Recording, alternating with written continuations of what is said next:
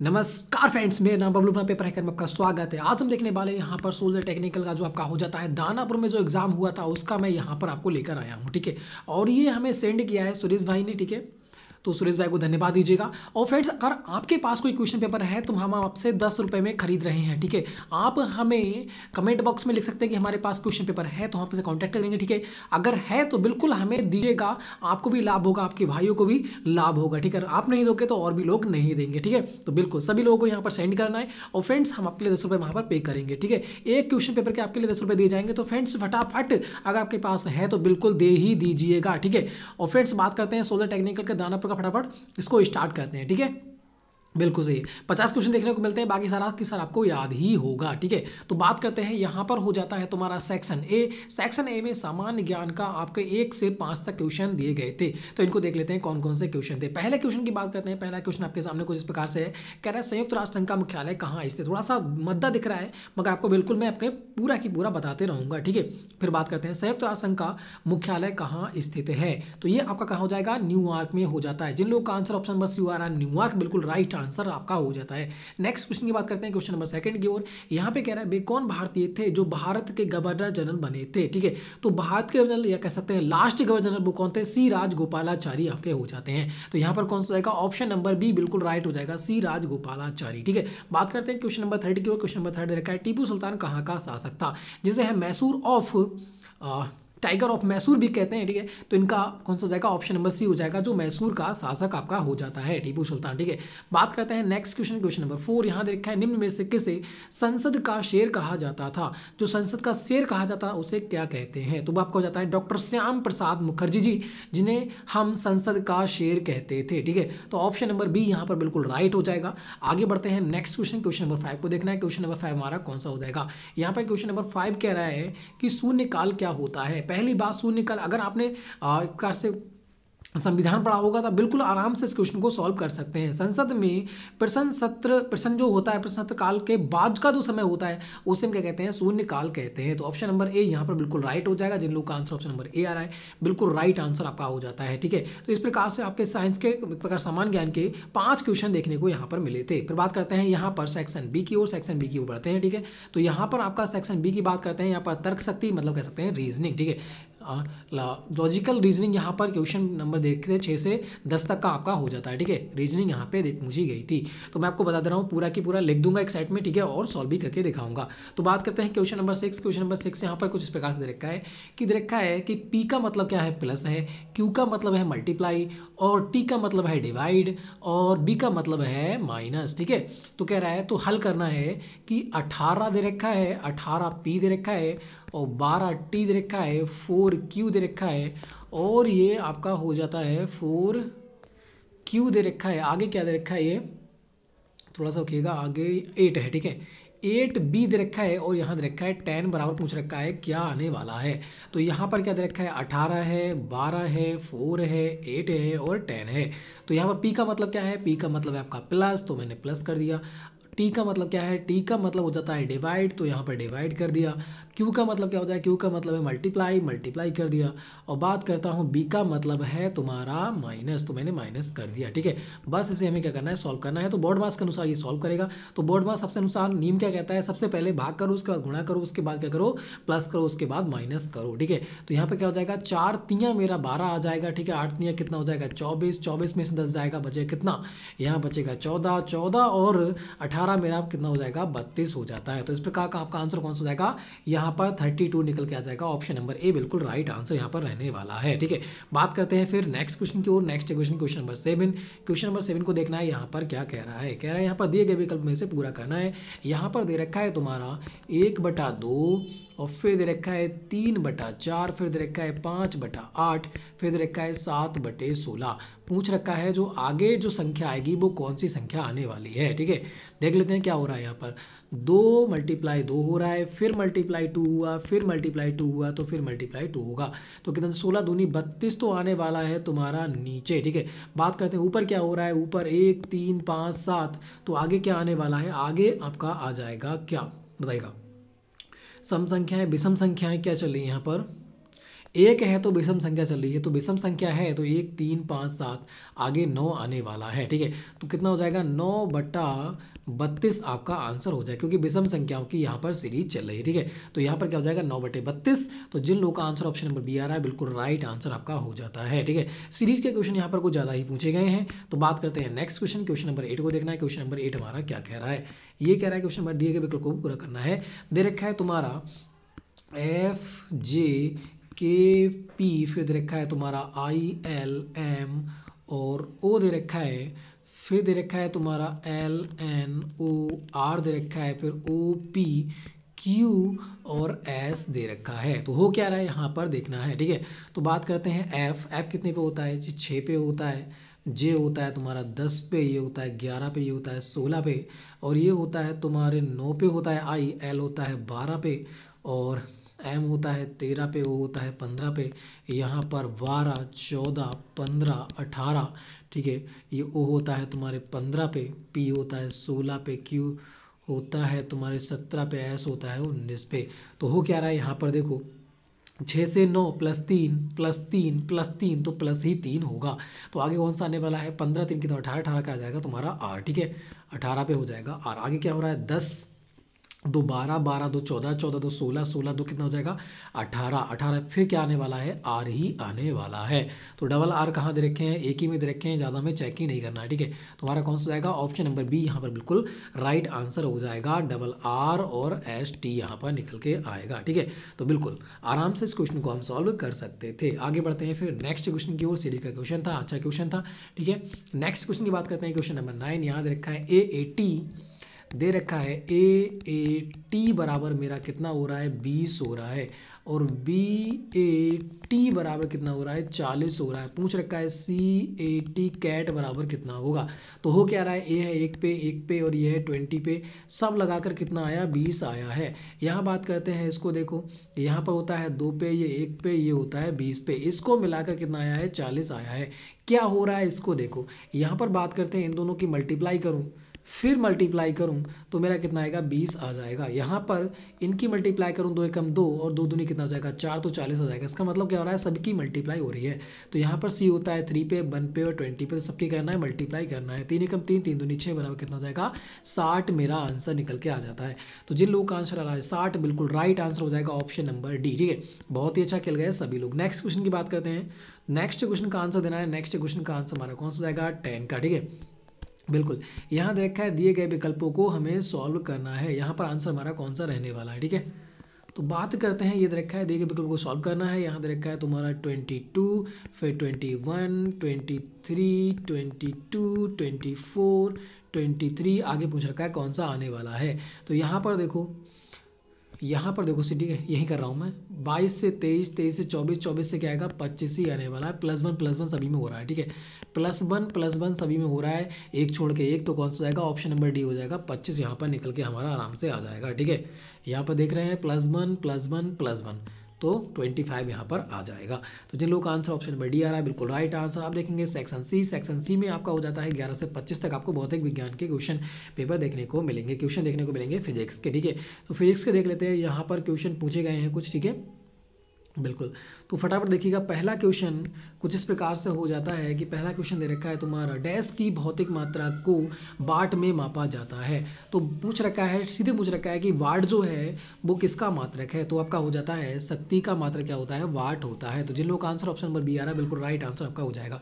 Next question की बात करते हैं। नेक्स्ट क्वेश्चन कह रहा है एक चुंबक की पट्टी के केंद्र पर चुंबकत्व डैश होता है, कितना होता है ये आपको बताना है। एक चुंबक की पट्टी के केंद्र पर की बात हो रही है, पट्टी का जो केंद्र होता है उस पर कितना होता है।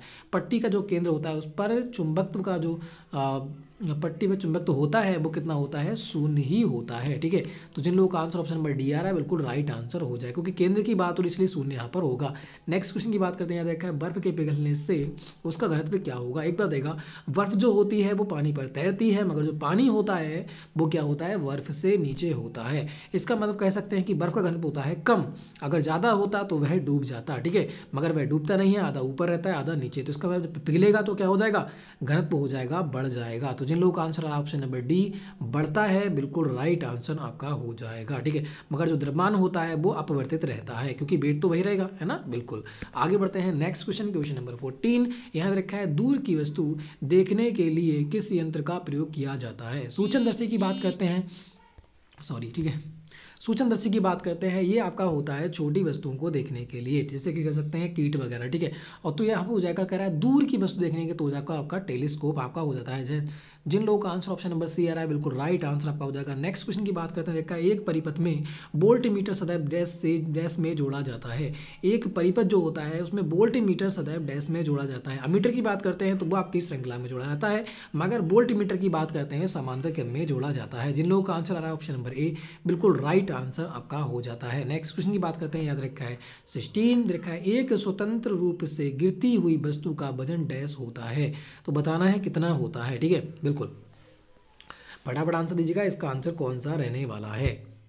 एक स्वतंत्र रूप से गिरती हुई वस्तु का वजन, अगर कोई वस्तु ऊपर से गिर रही है तो उसका जो वजन होगा वह रहेगा आपका शून्य, ठीक है, बिल्कुल वह क्या रहेगा, शून्य रहेगा, मगर जो उसका वजन होगा, द्रव्यमान होगा, वो बदलता रहेगा। नेक्स्ट क्वेश्चन की बात करते हैं, यहाँ पर 17 का आंसर देना है, यहाँ पर कौन सा रहने वाला है। देखा है तुम्हारा त्वरण की इकाई क्या होती है, त्वरण की इकाई क्या होती है यहाँ पर आपको बताना है। तो त्वरण क्या होता है, द्रव्यमान गुणे वेग हो जाएगा, द्रव्यमान गुणे त्वरण, हाँ द्रव्यमान गुणे वेग क्या हो जाएगा, त्वरण आपका हो जाता है। तो वो आपका क्या बनेगा, मीटर प्रति सेकंड स्क्वायर आपका हो जाएगा। जिन लोगों का आंसर आ रहा है ऑप्शन नंबर ए, बिल्कुल राइट आंसर हो जाएगा, मीटर प्रति सेकंड स्क्वायर, ठीक है। आगे बढ़ते हैं नेक्स्ट क्वेश्चन को यहाँ पर देखना है, कह रहा है एक तीव्र गति से जाती हुई ट्रेन में गैस से भरा हुआ डिब्बा रखा जाता है, तो गैस का ताप क्या होगा ये आपको बताना है, ठीक है, बिल्कुल बताइएगा। तो इसका एक कह सकते हैं, इसका गति का जो डिब्बा गैस का जो फार्मूला होता है PV बराबर NRT, आपने सुना होगा PV बराबर NRT। इसमें क्या होता है, यह वेग है और ये त्वरण है, क्या है, बराबर है, इसका मतलब क्या रहेगा, अपवर्तित रहेगा। तो जिन लोगों का आंसर आया ऑप्शन नंबर बी, बिल्कुल राइट आंसर आपका हो जाएगा, अपवर्तित रहता है, ठीक है। नेक्स्ट क्वेश्चन की बात करते हैं, यहाँ पर 19, इसको देखना है, इसका आंसर कौन सा होगा।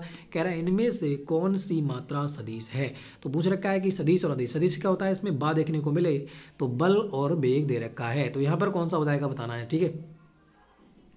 बल मतलब क्या हो जाएगा, वेट, है ना, भार, वेग क्या कर रखा है, सदिश राशि कौन सी है ये आपको बताना है, ठीक है। यहाँ पर कौन सा बिल्कुल राइट आंसर आपका हो जाएगा। तो सदिश राशि धारा होगी, वेट, भार, भार को तो वेट कह देंगे ना। यहाँ पर अदिश, सदिश कौन सी मात्रा सदिश है, सदिश है या अदिश है,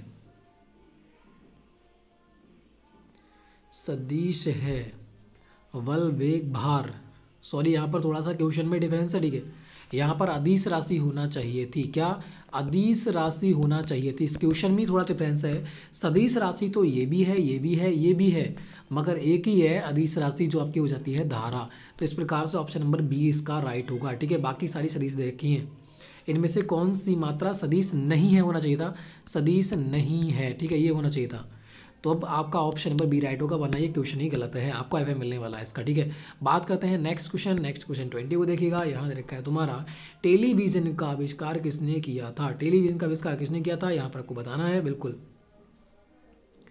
तो वो आपका हो जाता है J.L. वेयर्ड, जिन लोगों का आंसर ऑप्शन नंबर डी आ रहा है, बिल्कुल राइट आंसर आपका हो जाता है। नेक्स्ट क्वेश्चन की बात करते हैं 21, फिर देखा है तुम्हारा गैस निम्न में से किसको मापने की इकाई है, सॉरी गॉस, गॉस निम्न में से किसको मापने की इकाई है। तो यहाँ पर बताना है कौन सा बिल्कुल राइट आंसर आपका होगा, ठीक है। तो वो आपका हो जाता है चुंबकीय प्रेरकत्व, जिन लोगों का आंसर ऑप्शन नंबर डी आ रहा है, बिल्कुल राइट आंसर हो जाता है। गॉस निम्न में से किसकी इकाई है, वो चुंबकीय प्रेरकत्व हो जाएगी। एक बात को बता दूं, इस पे यूनिट आपसे कुछ ज़्यादा ही पूछ रखी है, तो यूनिटों पे क्या है आपको फोकस देना है, ठीक है। बात करते हैं 22, यहाँ देखा है तुम्हारा बैरोमीटर में पारा का इस्तेमाल करते हैं, क्योंकि जो बैरोमीटर मतलब थर्मामीटर अपना होता है, उसमें हम पारे का यूज़ क्यों करते हैं। आपको पता है कि जो हमारा बुखार वगैरह आता है या कुछ भी आता है, ठीक है, जो हमारा तापमान टेम्परेचर बढ़ता है हमारे शरीर का, तो उसको क्या है बहुत ही जल्दी माप लेता है, क्योंकि इसका क्या हो जाएगा, इसका क्वथनांक ज़्यादा होता है। ठीक है, तो जिन लोगों का आंसर ऑप्शन नंबर ए बिल्कुल राइट आंसर आपका हो जाएगा, इसका क्वथनांक ज़्यादा होता है। आगे बढ़ते हैं, नेक्स्ट क्वेश्चन 23 को यहाँ पर देखना है। देखा है तो प्रश्न तनाव का मात्रक क्या है। देखो फिर यहाँ पर यूनिट पूछा गया है, तो बहुत ही इंपॉर्टेंट आपके एग्जाम में यूनिट भूमिका निभाता है। ठीक है, तो मुझे लगता है प्रश्न तनाव का मात्रक क्या है, तो प्रश्न तनाव का मात्रक कौन सा हो जाएगा, यहाँ पर आपको बताना है बिल्कुल। तो यहाँ पर हो जाएगा न्यूटन मीटर आपका हो जाएगा, क्योंकि बात करते हैं पृष्ठ तनाव। पृष्ठ तनाव यहाँ पर प्रकार से बल लगता है और क्या होता है, क्षेत्रफल पर लगता है, तो इसलिए न्यूटन मीटर आपका रहने वाला है। जिन लोगों का आंसर ऑप्शन सी आ रहा है, थोड़ा दिमाग भी चला के आप इन्हें आराम से सॉल्व कर सकते हैं। ठीक है, बात करते हैं यहाँ पर 24 देखा है, तुम्हारा निर्वात में प्रकाश की गति क्या होती है। निर्वात में प्रकाश की गति क्या होती है, वैसे बात करता हूँ अगर किलोमीटर प्रति घंटा में, तो 3 लाख आपने सुना होगा। ठीक है, 3 लाख में 3 लाख तो आपने सुना ही होगा। 3 लाख में अगर मैं मीटर प्रति सेकंड चेंज करूंगा तो 1000 से क्या करना पड़ेगा, मल्टीप्लाई करने पड़ेगा। इस प्रकार से आपके हो जाएंगे 8 शून्य हो जाते हैं। ठीक है, 8 शून्य हो जाते हैं, तो इस प्रकार से क्या होगा, 3 गुणे 10 की घात 8 मीटर प्रति सेकंड आपका हो जाता है। तो 8 गुणे 10 की घात 8 सॉरी 3 गुणे 10 की घात 8 मीटर प्रति सेकंड हो जाएगा। तो इस प्रकार से ऑप्शन नंबर डी यहाँ पर बिल्कुल राइट होगा। ठीक है, बिल्कुल सही। अगर किलोमीटर प्रति घंटा पूछता है तो 3 लाख यहाँ पर हो जाएगा। ठीक है, इकाई, दहाई, सैकड़ा, हज़ार, 10,000, लाख, और बटे क्या कर देंगे, 1000 से कर देंगे डिवाइडेड, तो यहाँ पर हो जाएगा डिवाइडेड। तो कितना आने वाला है, 3 गुणे 10 की घात 2 आएगा ना, 3 गुणे 10 की घात 2। ठीक है, इस प्रकार से आपका आ जाएगा। ठीक है, आगे बढ़ते हैं फिर नेक्स्ट क्वेश्चन। यहाँ पर देखा है 25 को यहाँ पर देखना है। दे रखा है तुम्हारा एक अश्व शक्ति वाट के बराबर होती है। कितने वाट के बराबर, ये क्वेश्चन बार बार एग्जाम में रिपीट होता है। और निर्वात में प्रकाश की चाल, ये भी आपको याद रखना है, 3 गुणे 10 की 8 मीटर प्रति सेकंड। बहुत बार एग्जाम में पूछा हुआ क्वेश्चन आपके एग्जाम में हो जाता है। ठीक है, 2-3 बार मैंने आपको पढ़ा भी दिया। ठीक है, बात करते हैं यहाँ पर एक अश्व शक्ति कितने वाट के बराबर होती है, तो 746 वाट के बराबर होती है। तो जिन लोगों का आंसर ऑप्शन नंबर सी आ रहा है, बिल्कुल राइट आंसर आपका हो जाता है। अब यहाँ से सेक्शन डी की ओर बढ़ते हैं। यहाँ पर 25 से 40 तक आपको देखने को क्या मिलेगा, मैथ का क्वेश्चन देखने को मिलेगा, जो हम बहुत ही ईजी ट्रिक से देखने वाले हैं। यहाँ पर बात करते हैं 26 में आपका दे रखा है तुम्हारा रूट दे रखा है 29 और प्लस क्या दे रखा है आपका रूट दे रखा है 81। दोनों का एडिशन पूछ रखा है कितना होगा, तो एक 529 क्या हो जाएगा, 23 में 529 होता है, प्लस कितना हो जाएगा 9 में 81 बराबर कितना हो जाएगा 9 3 12 12 के 2 और 3 हो जाएगा। ठीक है, 32।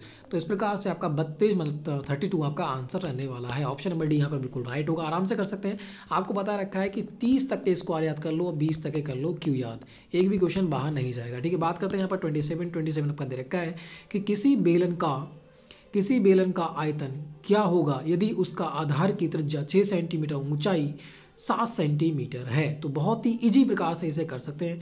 किसी बेलन के आयतन क्या होगा, उसकी आधार की त्रिज्या 6 सेंटीमीटर, ऊंचाई 7 सेंटीमीटर है। तो बेलन का आपको क्या याद करना है भाई, सूत्र याद करना पड़ेगा। ठीक है, तो बेलन के आयतन का सूत्र क्या होता है, वह होता है आपका पाई r स्क्वायर h।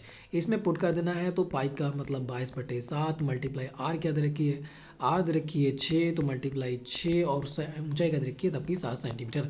7 से जाएगा 7 से कट, 6 चंग कितना हो जाएगा 36, 36 से इसकी मल्टीप्लाई करेंगे तो 6 दूनी 12, 2 तो आना ही वाला है। ठीक है, तो इकाई के अंक से ही हम इसका आंसर निकाल देंगे 792। ठीक है, बिल्कुल सही। तो जिन लोगों का आंसर आ रहा है ऑप्शन नंबर सी बिल्कुल राइट आंसर हो जाएगा। सॉल्व हमें नहीं करना है, इकाई के अंक को देखना है। ठीक है, 6 दूनी 12, इकाई का अंक 2 आने वाला है, बस यही हमें 2 देखना है किस में है। अगर 2 जगह होता तब हम करते, एक जगह है तो भाई हमारा आंसर हो जाएगा। ठीक है, आगे बढ़ते हैं। यहाँ पर 28 यहाँ दे रखा है यदि दो मेज और ये दे रखा है तुम्हारा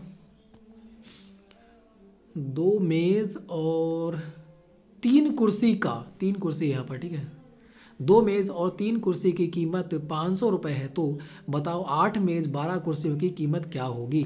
तो यहाँ पर बात करते हैं कि 2 मेज दे रखी हैं, ठीक है, और दे रखी हैं प्लस 3 कुर्सी दे रखी हैं जिनका मूल्य है आपका 500 रुपये। ठीक है, फिर कह रहा है 8 मेज प्लस 12 कुर्सी जो दे रखी हैं वो कितनी हैं, उनका हमें कीमत निकालना है। तो बात करते हैं ये कितने गुना है, तो वो आपकी हो जाती है 4 गुना। ये भी कुर्सी कितने गुना है, ये भी 4 गुना है, तो इनका रेट भी क्या हो जाएगा, 4 गुना हो जाएगा। 4 पंजे कितना हो जाएगा, 20, मतलब 2000 रुपये की आपकी ये दोनों की दोनों हो जाएंगी। ठीक है, 8 मेज़ और 12 कुर्सी 2000 रुपये की आपकी हो जाएंगी। तो जिन लोगों का आंसर ऑप्शन नंबर बी आ रहा है 2000 रुपये, बहुत ही अच्छा खेल गए हैं। ठीक है, आगे बढ़ते हैं फिर नेक्स्ट क्वेश्चन की ओर। नेक्स्ट क्वेश्चन 29 को देखना है। 29 का आंसर हमारा कौन सा रहने वाला है, देखा है तुम्हारा, थोड़ा साइड में करते हैं। ठीक है, बिल्कुल। अब इसको देखिएगा, कह रहा है यहाँ पर 14 सेंटीमीटर व्यास वाले अर्धगोले का संपूर्ण पृष्ठीय क्षेत्रफल क्या होगा। बहुत ही इजी क्वेश्चन है, आराम से कर सकते हैं। 29 का क्वेश्चन है। ठीक है, इसको करना है, कैसे करेंगे, बिल्कुल। देखो, शंकु का संपूर्ण पृष्ठीय क्षेत्रफल, पहले बात आपको याद होना चाहिए।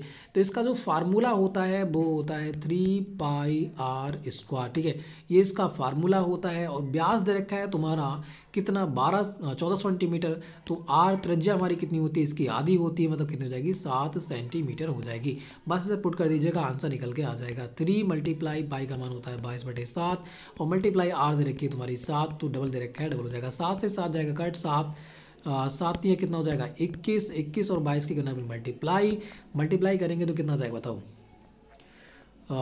मल्टीप्लाई करेंगे तो कितना हो जाएगा, 2 एकम 2, इकाई एकम 2, 2 में दे रखे हैं, तो कितना हो जाएगा, 2 एकम 2 हो जाएगा। ठीक है, और 2 दूनी 4 और 2 एकम 2, 2 4 6, 6 यहाँ पर आ जाएगा, 2 दूनी 4, मतलब कितना हो जाएगा, 462 आपका आने वाला है। तो जिन लोगों का आंसर आ रहा है ऑप्शन नंबर ए, बिल्कुल राइट आंसर हो जाएगा 462। ठीक है, बहुत ही ईजी प्रकार से ये क्वेश्चन करना था, मगर आपको फार्मूला इसका याद होना चाहिए। ठीक है, फार्मूले याद कर लीजिएगा, एक क्वेश्चन इस प्रकार से देखने को मिलेगा 2D 3D से। ठीक है, बात करते हैं आगे की ओर। Next question, question number 30। Question number 30 को देखना है, यहाँ पर आंसर कौन सा रहने वाला है। ठीक है, बिल्कुल, क्वेश्चन नंबर 30 का आंसर देना है, यहाँ पर कौन सा रहने वाला है। यहाँ देखा है, एक आयताकार कमरे की चौड़ाई उसकी लंबाई का 3/4 है। यदि कमरे का क्षेत्रफल 300 वर्ग मीटर हो तो उसकी लंबाई तथा चौड़ाई कितनी, लंबाई चौड़ाई में कितना अंतर होगा, ये यहाँ पर आपसे पूछा रखा है। ठीक है, बिल्कुल।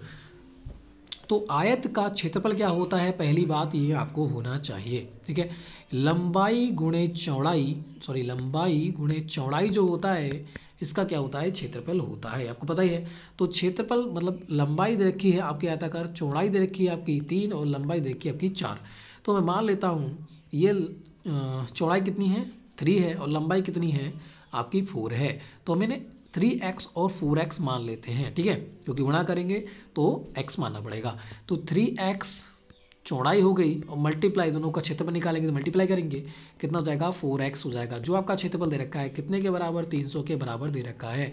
अब मैं बात करूंगा 4 3 कितना हो जाएगा, 12x² बराबर हो जाएगा, डबल x हो जाएंगी। ठीक है, और कितना हो जाएगा, 300 हो जाएगा। इसे काटूंगा तो ये आपका जाएगा, कितनी बार जाएगा बताओ, 12 दूनी 24 बचे 6, 12 पंजे 60, 25 बार जाएगा। तो x² बराबर कितना हो जाएगा आपका, 25 हो जाएगा।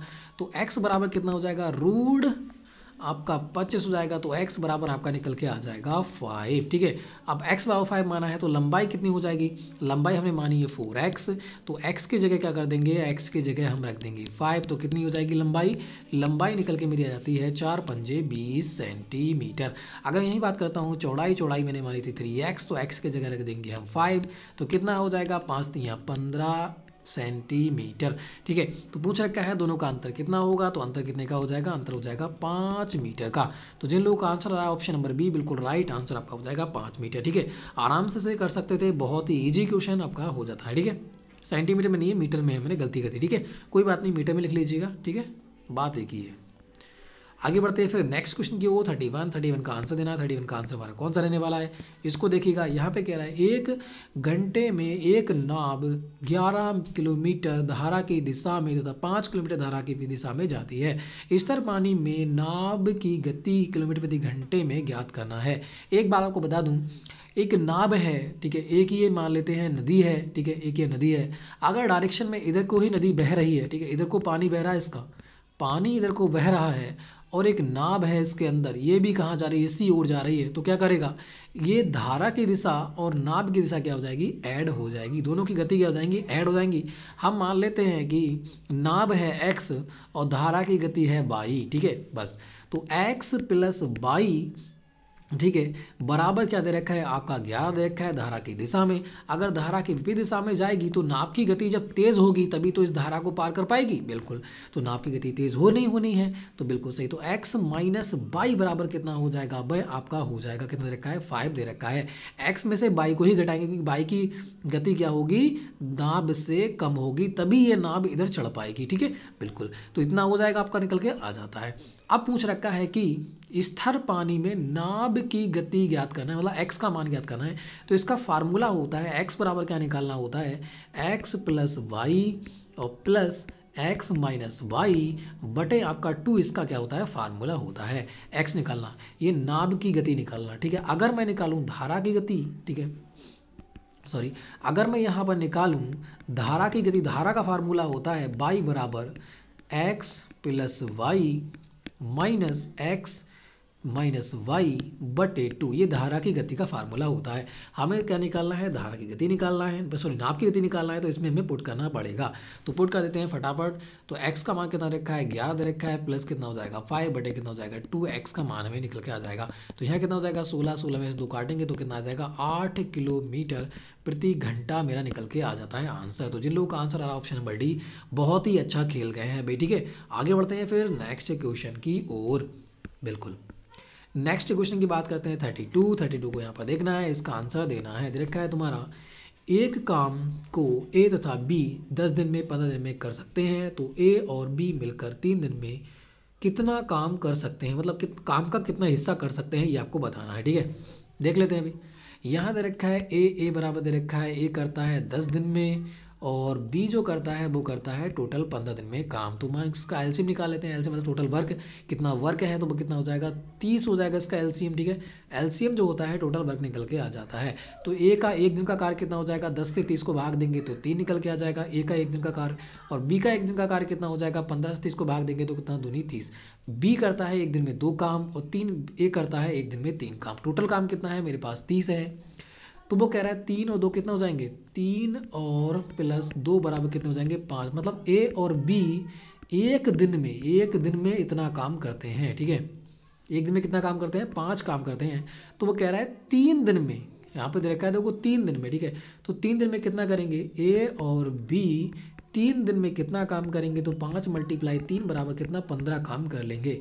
तो 15 काम उन्होंने किया और टोटल काम मेरे पास कितना था 30 था। तो काम का कितना भाग कर दिया, तो आप कहोगे 1/2 भाग इन्होंने कर दिया। तो यही आपसे पूछ रखा है कि 1/2 भाग कितना काम किया, तो 1/2 भाग इन्होंने काम 3 दिन में निपटा लेंगे, ठीक है। और 6 दिन में पूरा की पूरा कंप्लीट, एक प्रकार से 6 दिन में पूरा कंप्लीट कर देंगे, ठीक है। तो इस प्रकार से क्वेश्चन हमारा हो जाएगा 1/2, इसका आंसर बिल्कुल राइट हो जाएगा ऑप्शन नंबर ए। जिन लोगों का आंसर ऑप्शन नंबर ए आ रहा है बहुत ही अच्छा खेल गए हैं, ठीक है। आगे बढ़ते हैं फिर नेक्स्ट क्वेश्चन की ओर। नेक्स्ट क्वेश्चन 33 को देखते हैं, इसका आंसर कौन सा रहने वाला है। यहाँ देखा है तुम्हारा 0.02 का वर्ग क्या होगा, एक बार बताइएगा। 0.02 की स्क्वायर तो पूछ रखी है इसमें, बस। तो अगर एक पता है आपको कि पॉइंट के बाद इतने जीरो होते हैं, अगर इसकी मल्टीप्लाई डबल बार करते हैं तो उतने ही दुगने हो जाते हैं, ठीक है। तो इसका मतलब 2 तो ये होंगे, अगर पॉइंट के बाद 0 2 फिर मल्टीप्लाई इसमें करूँगा तो इसका मतलब 400 पॉइंट के बाद 4 संख्याएं आएंगी। तो बिल्कुल 4 संख्याएं मुझे निकालना है और लास्ट वाले की मल्टीप्लाई करना है, तो दूनी 4। तो 4 तो यहाँ आ गया और तो 3 0 हो जाएंगे, बस पॉइंट यहाँ लग देना, आंसर हो जाएगा ऑप्शन नंबर बी। ये क्या है, पॉइंटों का खेल है, बस। पॉइंटों खेल में कुछ नहीं होता है, पॉइंट के बाद जितनी संख्याएं होती हैं और अगर मल्टीप्लाई उतनी करते हैं, ठीक है, तो उतने ही 0 लग जाते हैं, बस। उतनी संख्याएं क्या होती हैं पॉइंट के इस साइड में आ जाती हैं, ठीक है, बिल्कुल। बस इतना याद रखना है, आपका आंसर आता रहेगा। बात करते हैं यहाँ पर 34 का आंसर देना है। यहाँ पर आंसर कौन सा रहने वाला है, लिखा है तुम्हारा 1000 रुपये पर 3 साल के लिए 6% सालाना की दर से साधारण ब्याज क्या होगा। तो साधारण ब्याज का फार्मूला क्या होता है आपको पता है, मूलधन गुणे दर गुणे समय बटे 100। इसमें पुट कर देना है, आंसर हो जाएगा। तो मूलधन मेरा कितना है, मूलधन दे रखा है 1000 मल्टीप्लाई दर दे रखी है 6, समय दे रखा है तुम्हारा 3 साल, है ना, और बटे कितना हो जाएगा 100। डायरेक्ट भी कर सकता है शिमला क्षेत्र 18, ठीक है, मगर मैंने ऐसा नहीं किया आपको समझाने के लिए। कितना हो जाएगा 6 12 6 18 तो आ ही जाएगा, ठीक है। तो 18 तो ये हो गया और 1 0 यहाँ बच गया, तो इतना आ जाएगा तुम्हारा ब्याज। कितना आ गया, ब्याज आ गया 180 रुपये। तो जिन लोगों का आंसर आ रहा है ऑप्शन नंबर सी, बहुत ही अच्छा खेल गए हैं अभी, ठीक है। आगे बढ़ते हैं फिर नेक्स्ट क्वेश्चन 35 को देखना है, इसका आंसर हमारा कौन सा रहने वाला है। तो यहाँ पर दे रखा है तुम्हारा 1 + 1/2 प्लस 1/4 प्लस 1/7 प्लस 1/14 जो दे रखा है प्लस 1 दे रखा है तुम्हारा 28। पूछ रखा है टोटल बराबर क्या होगा। एडिशन करना है, मैं एक ऊपर है तो एक नीचे मान लूँगा, बात कुछ नहीं होगी। ठीक है, अब मैं एलसीएम मान लूँगा 28। इसका एलसीएम कितना हो जाएगा, मेरा आ जाएगा एलसीएम 28। इसे सॉल्व कर लेते हैं। 28 सेकंड कितना आ जाएगा, यहाँ पर 28 के 28 ही रहेगा, प्लस मेरे पास 28 का आधा कितना हो जाएगा, 14 ने 28 14 हो जाएगा, 2 से कट जाएगा, प्लस कितना हो जाएगा यहाँ पर 4 छंग 24 4 7 28 हो जाएगा। ठीक है, 7 चौक 28 हो जाएगा, 14 दूनी 28 हो जाएगा, 28 एकम 28 हो जाएगा। सबको ऐड करूँगा तो मेरे पास कितना आएगा निकल के, 14 और 7 ये हो जाएगा 18 18 19 20 20 और 8 कितना हो जाएगा 28। तो यहाँ पर कितना हो जाएगा 28 प्लस 28 बटे कितना हो जाएगा 28। 28 से कट जाएगा, सॉरी मैं भी क्या कर रहा हूँ, दोनों को ऐड करूँगा तो 28 28 8 19 16 कितना हो जाएगा मेरे पास 56 हो जाएगा, और 28 को 2 बार ये कट जाएगा। तो इस प्रकार से मेरा जो एडिशन निकल के आएगा वो कितना आएगा, 2 निकल के मेरा आ जाएगा। तो जिन लोगों का आंसर राइट 2 बिल्कुल राइट आंसर हो जाएगा, बहुत ही अच्छा खेल गए हैं। ठीक है, बिल्कुल सही। आगे बढ़ते हैं फिर नेक्स्ट क्वेश्चन की ओर। नेक्स्ट क्वेश्चन देखा है आपके सामने, इसको देखिएगा 36 का आंसर हमारा कौन सा रहने वाला है। दे रखा है तुम्हारा 9 की घात 5 दे रखी है, इसका आंसर कौन सा रहने वाला है।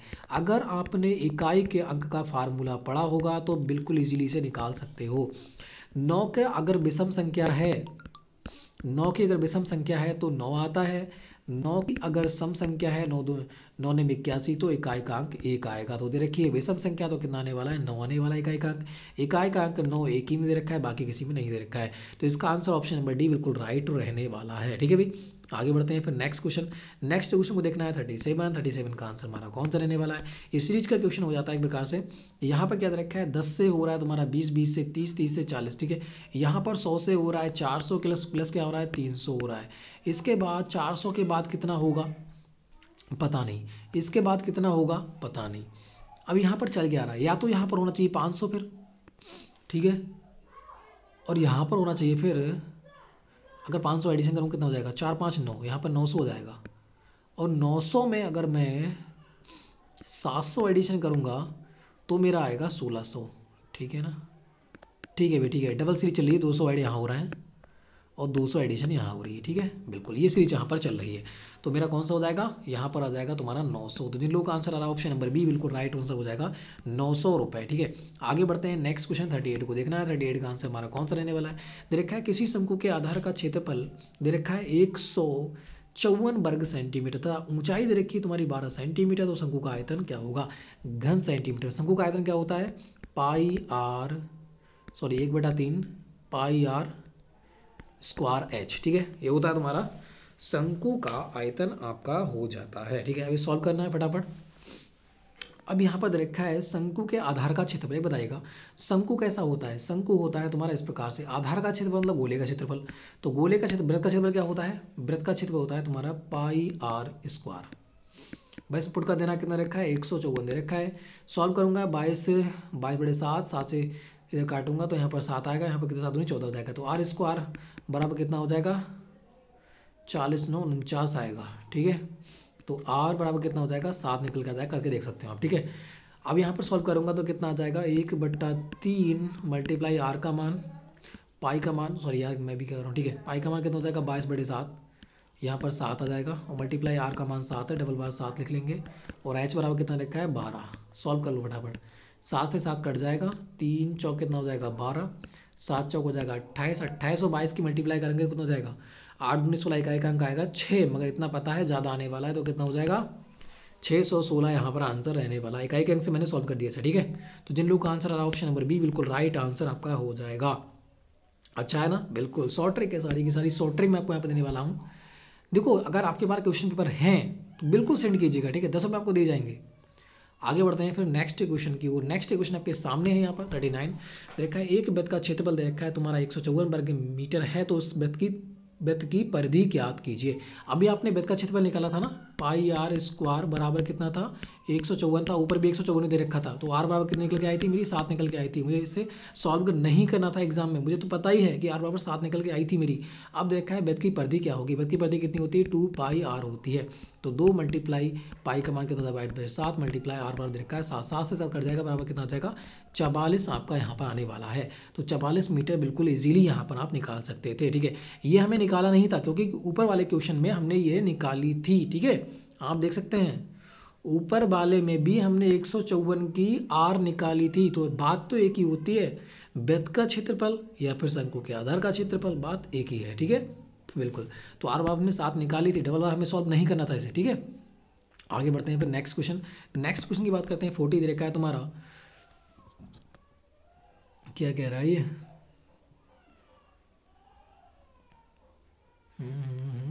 एक्स का मान निकालना है यहाँ पर। ये क्या कह रहा है भाई, एक्स बटे क्या दे रखा है नीचे, √4 फिर 16, 4 चौक 16, रुको, एक्स बटे √4 दे रखा है और बराबर दे रखा है इसमें √16, ठीक है। पूछ रखा है एक्स का मान क्या होगा। अच्छा इस प्रकार से दे रखा है, ये आराम से कर सकते हो, ठीक है। तो एक्स बटे कितना हो जाएगा, 2 का हो जाएगा और ये कितना हो जाएगा 4 का, 4 चौक 16 आ जाएगा, ठीक है। तो यहाँ पर कितना हो जाएगा 4 निकल के आ जाएगा।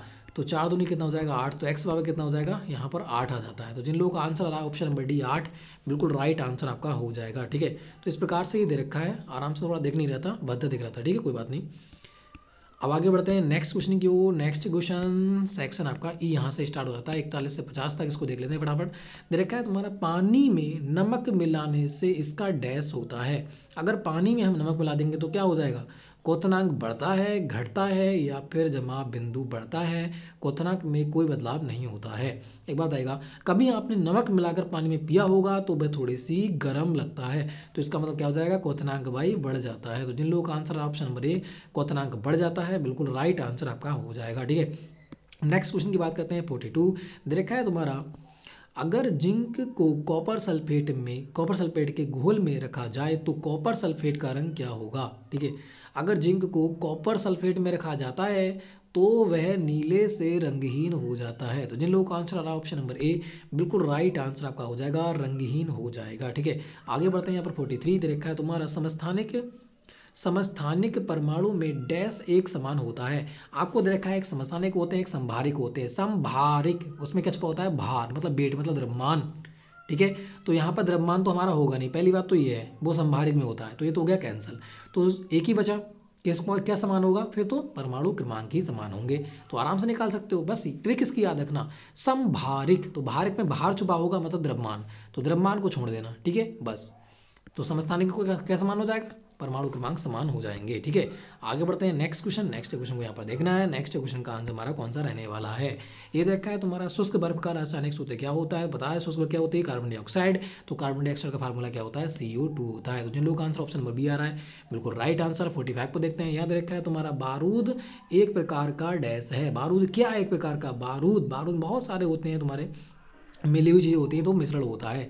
तो जिन लोग का आंसर ऑप्शन नंबर डी आ रहा है बिल्कुल राइट आंसर। आगे बढ़ते हैं। यहाँ पर 46 दे रखा है तुम्हारा, तत्व जो आवर्त सारणी के दाहिने तरफ पाए जाते हैं उन्हें क्या कहते हैं। तो दाहिने तरफ की बात कर रहा है, दाहिने तरफ क्या पाए जाते हैं, वे आपके हो जाते हैं नॉन मेटल्स, ठीक है। तो ये कह देंगे इन्हें अधातु कहते हैं, इन्हें अधातु पाए जाते हैं दाहिनी ओर। आगे बढ़ते हैं नेक्स्ट क्वेश्चन। 47 का आंसर देना है। 47 का आंसर हमारा कौन सा हो जाएगा, ये देखा है तुम्हारा, वह परमाणु जिसका इलेक्ट्रॉन ना कम हो सकता है और ना बढ़ सकता है। मतलब क्या होते हैं, उनके जो शून्य समूह में रखे हुए होते हैं तो उन्हें क्या कहते हैं, उन्हें हम अक्रिय कहते हैं, ठीक है, बिल्कुल। तो यहाँ पर क्या हो जाएगा, यहाँ पर ऑप्शन नंबर सी बिल्कुल राइट होगा। जिन लोगों का आंसर ऑप्शन नंबर सी आ रहा है बिल्कुल राइट आंसर पर हो जाएगा। नेक्स्ट क्वेश्चन बात करते हैं। 48 देखा है तुम्हारा, भारी हाइड्रोजन में न्यूट्रॉनों की संख्या क्या होती है। तो आपको हाइड्रोजन 3 प्रकार के होते हैं, ड्यूटेरियम, ट्रिटियम और क्या होते हैं, कौन कौन से होते हैं, एक तो होता है प्रोटियम, ड्यूटेरियम और ट्रिटियम, 3 होते हैं ना, प्रोटियम, ड्यूटेरियम, ट्रिटियम। पूछ रखा है कि भारी हाइड्रोजन में न्यूट्रॉनों की संख्या कितनी होती है। तो प्रोटियम क्या होती है, 1H1 2H1 और होती है 3H1, ये तो होता है। तो इसमें जो न्यूट्रॉन की संख्या होती है ये होता है भारी वाला सबसे, ठीक है। तो इसमें क्या होती है, जो हमारी न्यूट्रॉन की संख्या होती है वो कितनी होती है, 1 होती है, ठीक है। तो जिन लोगों का आंसर ऑप्शन नंबर सी बिल्कुल राइट आंसर हो जाएगा, ठीक है। अब 49 की बात करते हैं। याद रखा है तुम्हारा सोने का रासायनिक चिन्ह क्या होगा, तो आपको हो जाएगा तुम्हारा AU सोना होता है, AG चांदी होती है। तो जिन लोगों का आंसर ऑप्शन नंबर बी बिल्कुल राइट आंसर आपका हो जाएगा, Fe टीन होती है। आगे बढ़ते हैं। नेक्स्ट क्वेश्चन याद रखा है तुम्हारा शुद्ध जल का pH मान क्या होगा, तो ये तो बहुत ही बार एग्जाम पूछा हुआ क्वेश्चन आपके एग्जाम में हो जाता है। तो जिन लोगों का आंसर ऑप्शन नंबर बी बिल्कुल राइट आंसर हो जाएगा 7, ठीक है बिल्कुल। तो इस प्रकार से आपके 50 क्वेश्चन हो जाते हैं कंप्लीट। वीडियो चलिए लाइक करना है, शेयर करना है, चैनल कर देना है सब्सक्राइब। और फ्रेंड्स आपके पास कोई क्वेश्चन पेपर है तो आपको आपसे 10 रुपये में खरीद रहे हैं, ठीक है, और आपको ही हम क्या कर रहे हैं, बिल्कुल फ्री प्रोवाइड करा रहे हैं। तो फ्रेंड्स बिल्कुल हमें सेंड कीजिएगा, और फ्रेंड्स कमेंट बॉक्स में बिल्कुल लिखिएगा, ठीक है, कि वीडियो कैसी रही, कोई कमी रही हो तो बिल्कुल बताना, ठीक है, उसको भी हम संभालने की कोशिश करेंगे, ठीक है। तो फ्रेंड्स जय हिंद जय भारत।